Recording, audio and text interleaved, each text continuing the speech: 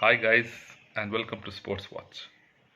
The Australian cricket team is slowly falling apart in its tour to India after having lost both the test matches quite handsomely.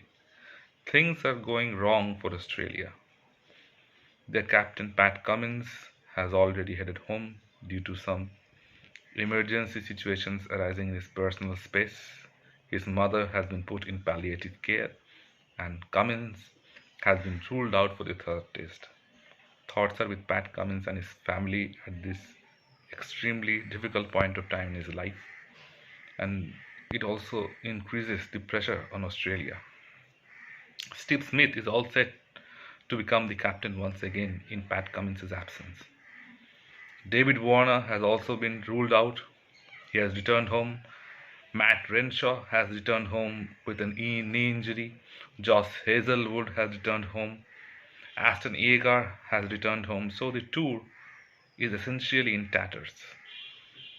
Now, one good news emerging from the Australian camp is that Cameron Green has been declared fit and he will probably play in the third test match for sure, alongside the three spinners. Mitchell Starc is also probably set to make his way back into the side, in place of Cummins most probably. But what will be the Australian state of mind given the situations that they are in right now?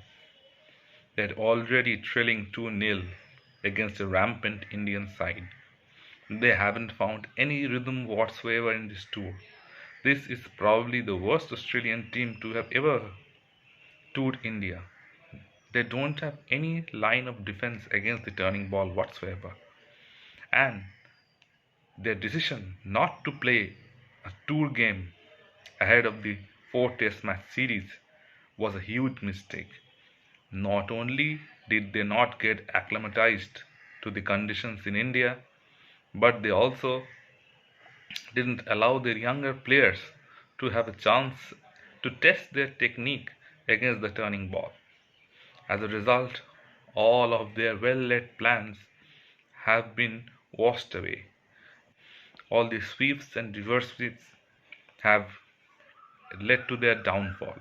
In a slow, low wicket where the ball is not bouncing, the last thing you want to do is try and sweep and reverse sweep every ball. But however, they have stuck to their guns, and that had ultimately led to their demise in the second test match as well. So what can Australia do different this time around? The Peter indoor is again going to turn, and Jadeja and Ashwin are in very good form. Australia need to bat for longer periods of time. Steve Smith needs to be the anchor around which this Australian team bats. They shouldn't rather be ultra aggressive from the start. They should take their time.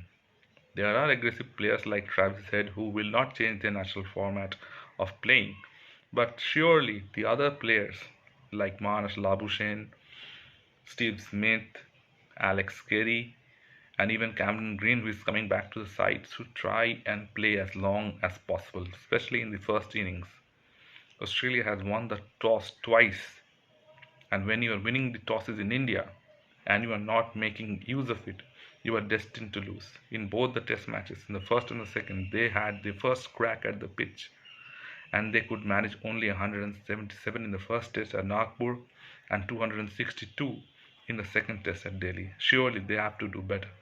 Whenever you are going to bat first on a turning track, the minimum target for you is obviously 300. Anything beyond that is a bonus. But the Australians haven't been good for longer amounts of time, and they haven't been able to sustain this good approach for a longer period. Their spinners haven't been effective as well. Nathan Lyon has largely been docile except for the one innings where he got 5 wickets in Delhi. But apart from that, in the 3 innings that he has bowled, he hasn't looked effective at all. Michael Kuhneman, the so-called spinner who replaced Aston Agar, he can't turn the ball on a turning track. What chance do they have? They have to maintain pressure through their bowling. Mitchell Starc gives them variety with the left arm pace, with his reverse swing, but still, it's a huge task. It's an uphill task for Australia. But still, Cameron Green coming back into the 11 is a good positive sign.